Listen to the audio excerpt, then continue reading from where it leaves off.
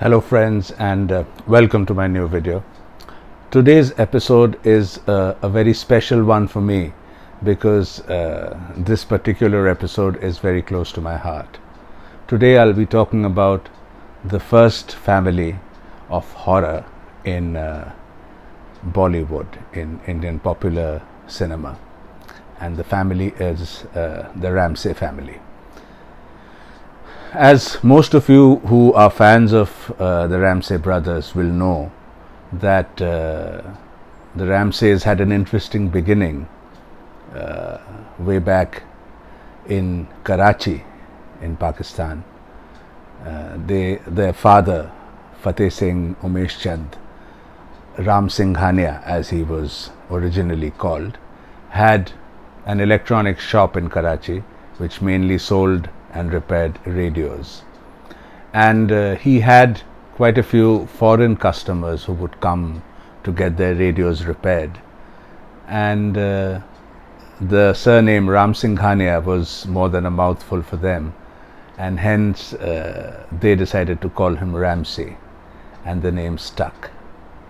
Well, Fateh Singh, after partition of India, moved on to Bombay, the city of dreams, where he set up his office in Grant Road, and he was one of the leading dealers of Murphy radios at that time. However, he was a great film buff, and in 1954 made his first movie, produced his first movie, Shahid-e-Azam Bhagat Singh. The movie flopped, and Fateh Singh, who was now called Ramsay, decided to keep his movie ambitions on the side for a while and continued with his business. It was again in 1963 that he decided to have another go at film production, and this time made Rustam Shorab starring Prithviraj Kapoor. The movie again didn't do very well, but however a friendship was struck with Prithviraj Kapoor, and 7 years later, when Fateh Singh Ramsay started his third movie, Ek Nanni Munni Ladki Thi, again Prithviraj Kapoor was playing the lead role in that movie. The movie also had Mumtaz and Shatrughan Sinha amongst other stars, and it was essentially a father-daughter relationship film. Something quite groundbreaking and unique happened when Ek Nanni Munni Ladki got released.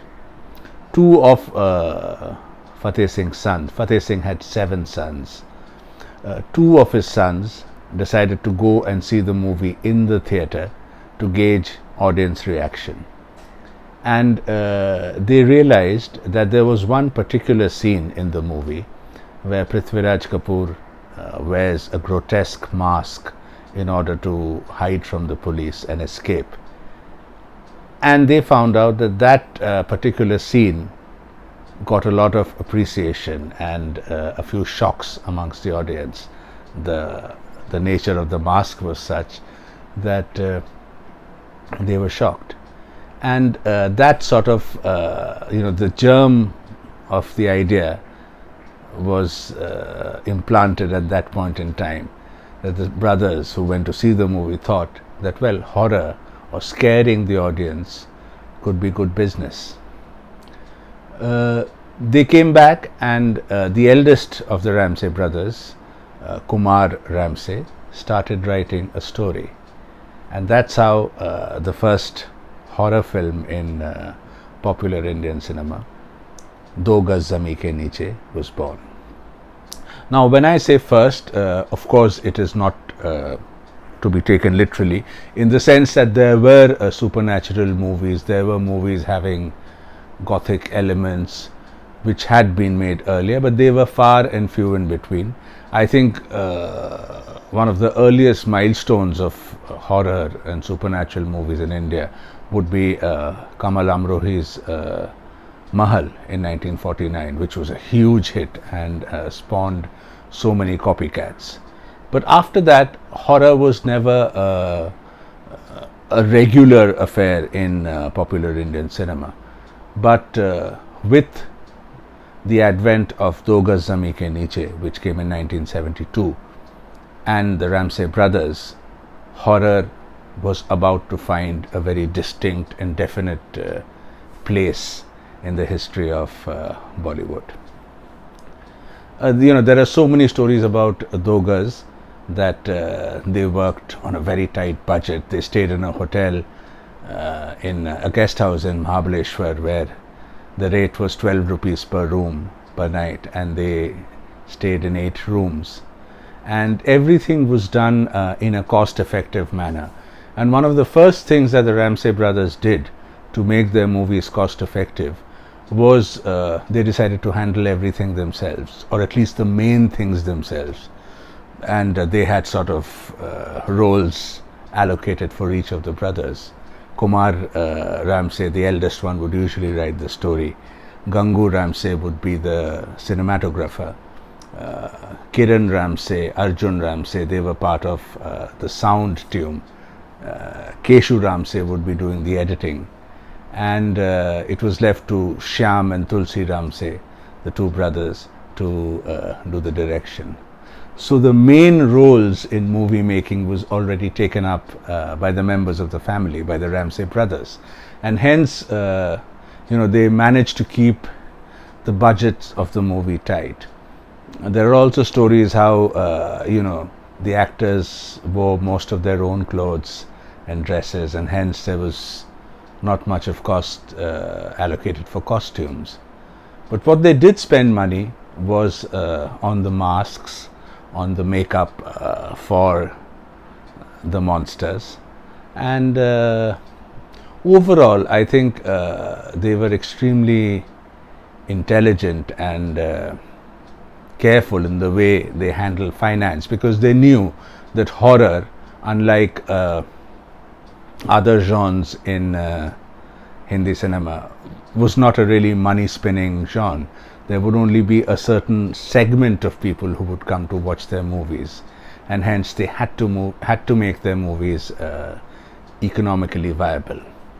Anyway, back to history, and in 1972, when Do Gaz Zameen Ke Neeche was released, it turned out to be this mega hit.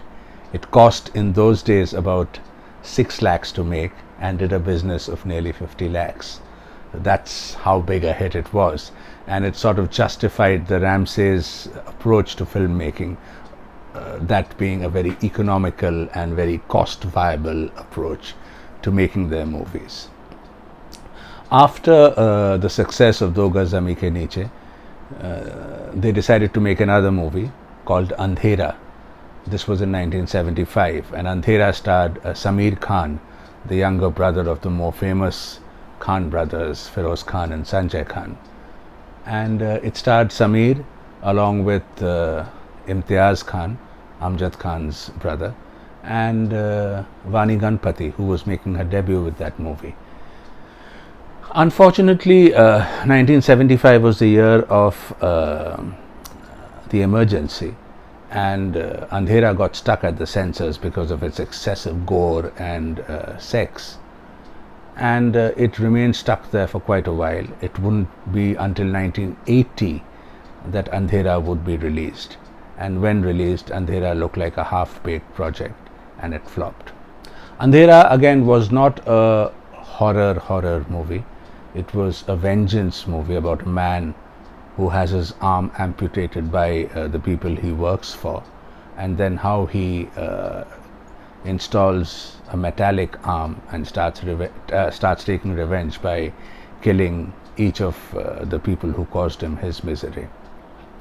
Andhera didn't do well at the box office. However, between Do Gaz Zameen Ke Neeche and Andhera came in 1978 the movie that would establish the Ramsay Brothers, the movie that would define the Ramsay Brothers as the masters of the macabre and the kings of horror in Indian popular cinema. And that movie was Darwaza. Darwaza can be called the first bona fide monster movie in Bollywood, and it is a fantastic movie. and it has some twists and turns which amaze and shock people even today if they're seeing it for the first time. It's a great movie, and the atmosphere created around Darwaza at the time of its release was unique and brilliant. There were 15-minute radio programs of the movie which were so scary that people got scared even listening to the radio program. And there were cash rewards given to people, anyone who could see the movie alone in the theater. And rumor has it that there were ambulances parked outside the theater in case of an emergency. So all that hype and build up around Darwaza really worked, because as a movie, Darwaza was a fantastic movie, and it became a huge hit. Darwaza's success actually opened the doors for the Ramsays to be established as the horror masters of India. Following Darwaza, as I said, the Ramsays really had their foothold in the industry with the super success of Darwaza, and the period of 1979 to 1981 was, I think, their most prolific period, when they had at least 7 or 8 releases in those 2 years, starting from the fantastic Aur Kaun in 1979 to movies like Saboot, Sannata, Guest House, Hotel, Dahshat.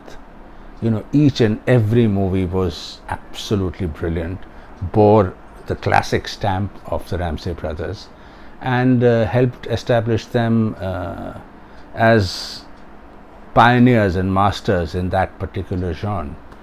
In fact, the Ramsays had become so popular after Darwaza that outside producers were asking Shyam and Tulsi to make movies for them. Saboot, Sannata, these were not Ramsay productions. They were actually produced by other people. Hotel, they were produced by other people and directed by the Ramsay brothers. And I think one of the biggest production houses of the time approaching them for a movie marked the ultimate triumph of the Ramsay brothers when Navketan in 1980-81 had Vijay Anand signing Tulsi and Shyam Ramsay to direct Ghungru Ki Awaaz for them.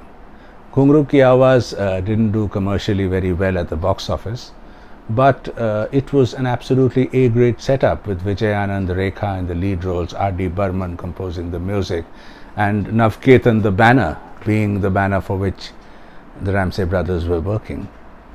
So by 1981, the Ramsays were well and truly established.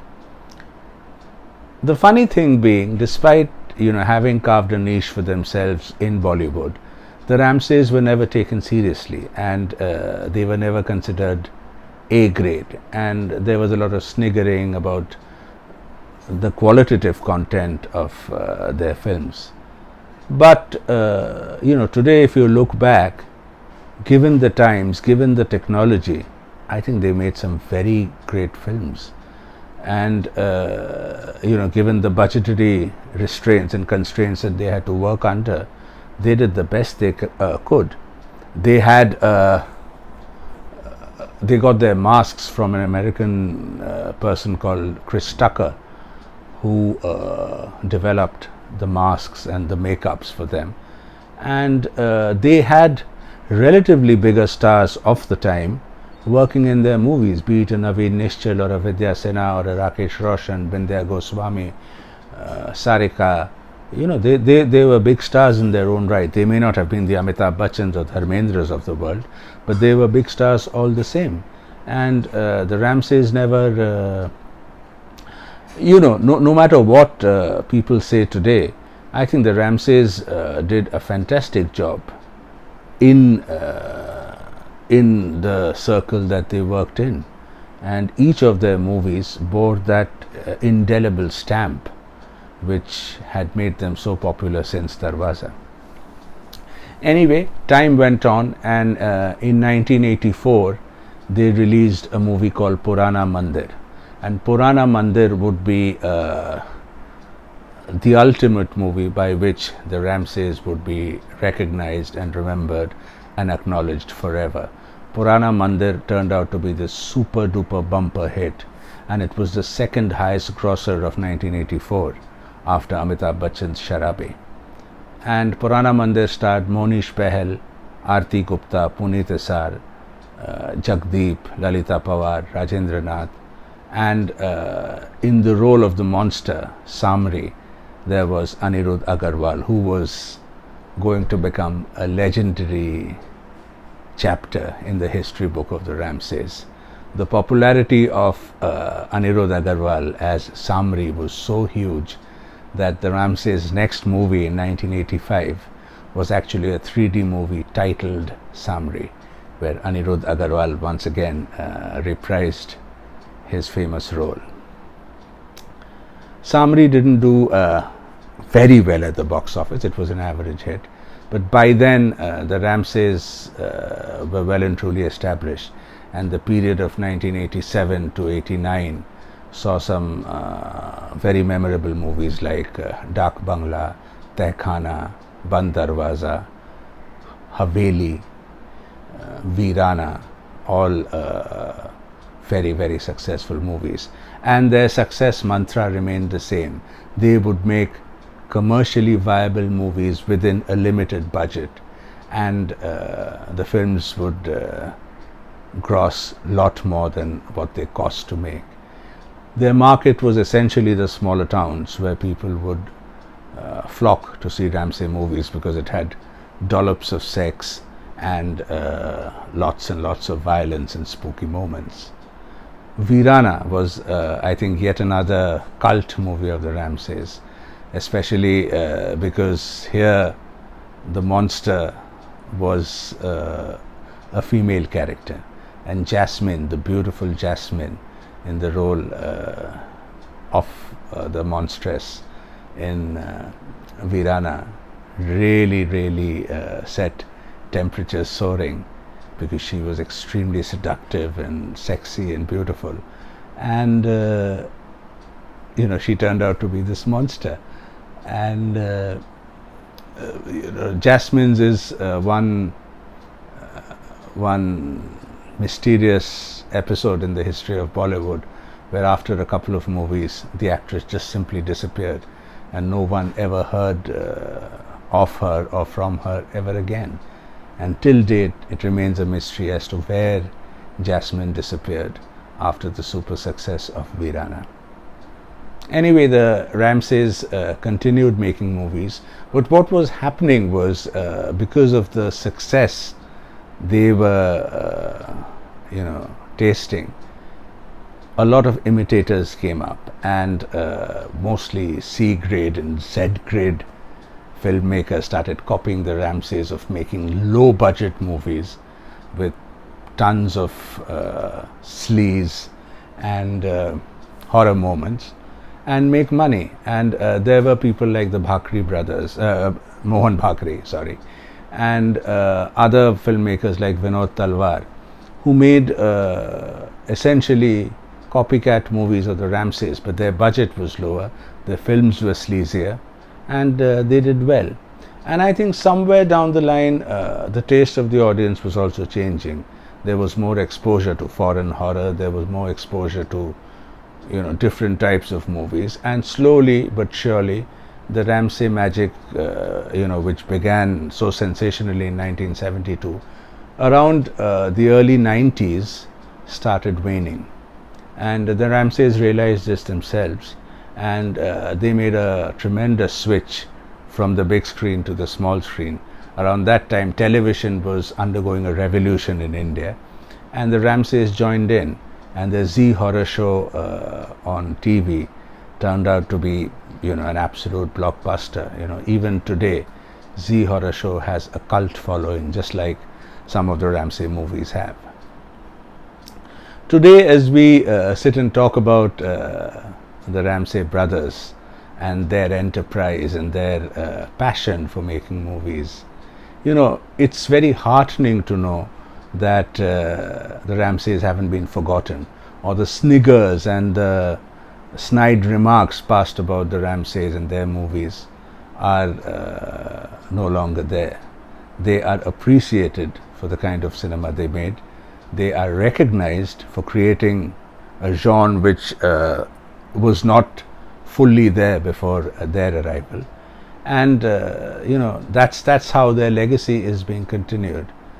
There is this fantastic book written on the Ramsay brothers called "Don't Disturb the Dead" by Shaumya Das Gupta, a friend of mine. A fantastic book, and if you want to know anything and everything about the Ramsay brothers, the family, how they made their movies, this is the book to go to. It's a wonderful book. There's also another very good coffee table book called A Touch of Evil, which is written by a dear friend of mine, Dhruv Somani. And if you really want to look at some very good pictures and booklets and other information on Ramsay movies, you can go through that coffee table book. It's a book of 4 volumes, I must say. It's a huge book. It's kept there, and I don't have the strength to bring it here and show it to you. It has 4 volumes of suspense, murder mysteries, whodunits, horror movies in India, and 1 volume is dedicated entirely to the Ramsay brothers. A Touch of Evil by Dhruv Somani is another great to-go book for the Ramsays. But I think the ultimate tribute and the ultimate recognition of the Ramsays came when this American company who releases horror movies, Mondo Macabre, they released DVDs of the Ramsay brother movies. Each DVD had 2 movies, and this was about 8 or 9 years ago. And they had movies like Tehkhana, Veerana, Purani Haveli, Purana Mandir, Darwaza, and Mahakal. I think these were the 6 movies that they released. And last year, Mondo Macabre decided to release a Blu-ray box set of Bollywood horror, which is a fantastic effort made by them. This is the box set. It's called Bollywood Horror, and it says Ramsay House of Horrors here. It's a fantastic box set to own if you're a Ramsay fan, and it has these movies: Darwaza, Veerana, Purana Mandir, Purani Haveli, Tehkhana, and Atma. I think instead of Mahakal, they've replaced it with Atma. They have a lot of extras. Each of these Blu-rays have a lot of extras. Like Darwaza has interviews by a lot of artists involved with the Ramsay brothers, as well as a small history of the Ramsay brothers, along with a pictorial gallery of their films. It also has a very nice discussion on the Ramsay brothers by Shaumya Das Gupta, who wrote the book Don't Disturb the Dead. This is Veerana. This is their most successful movie of all time, Purana Mandir. And this is Purani Haveli, Tehkhana, and Atma, which is the new release. And accompanying these 6 Blu-rays is this fantastic booklet, which charts the history of horror and suspense movies in India, and has some magnificent pictures as well. This booklet is written by Tim Paxton and is truly a labor of love. And I think one of the biggest highlights of this Blu-ray box set, apart from the crystal clear print quality, is this booklet. I think for me, the price of the box set is worth it totally because of this wonderful booklet by Tim Paxton. It's a great job. It's, as I said, very heartening to see the legacy of the Ramsay brothers being kept alive, and one hopes that the next generation of the Ramsays, the daughter of Sham Ramsay, the son of Tulsi Ramsay, they keep forward the tradition of classic great horror movies from this family, the first family of horror in Hindi cinema. That's all for this episode. Thank you so much for watching this. I've had great fun doing this episode. And in case there's anything Ramsay related you want to discuss with me, feel free to drop a line in the comment section. That's all for this week, and until the next time, bye bye.